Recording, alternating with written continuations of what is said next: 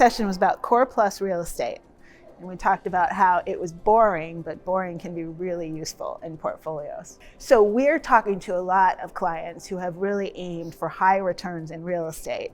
And what that's done is it's introduced a lot of risk, and they haven't really hit the mark. The long-term non-core return is 8.3 versus a long-term core return of 6.9. So a lot of people are wondering if it's worth going up the risk spectrum at all.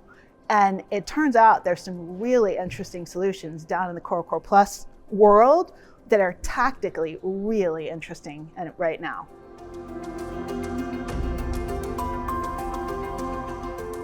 Well, it's important because the real estate market's gone through a lot of volatility recently, and Core Plus offers a stable solution to people's real assets allocation to the private market sector. Real estate serves an important role in any private markets portfolio.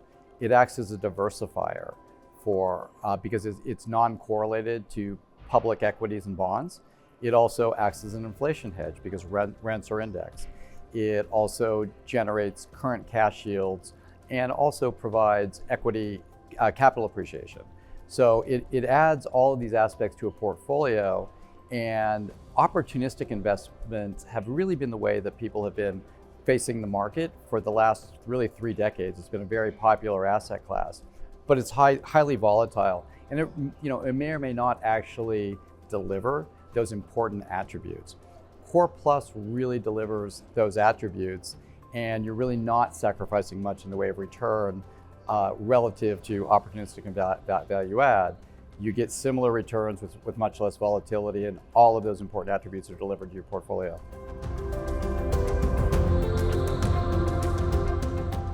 One of the things that's really important to take away from this is there's tremendous opportunity right now in the core plus world, because some of the natural buyers are missing. As the distress unwinds, there's a lot of opportunity that we're finding in that space to invest in assets that are high quality with high quality managers that have just needed some kind of balance sheet restructuring or have been forced sales because the owner needs money for something else.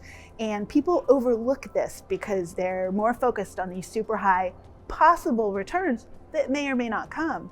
And in Core Plus, you don't have to do things like take up a lot of extra leasing risk or bet on rapidly growing rents in a slowing economy when there's a lot of uncertainty. So it's really attractive from a risk-weighted return, and there's great deal flow in the sector right now.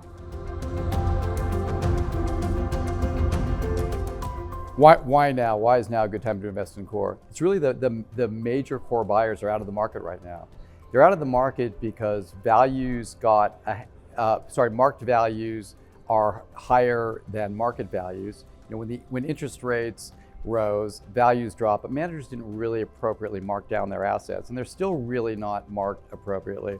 So therefore, there's a long queue of investors that want to exit these funds.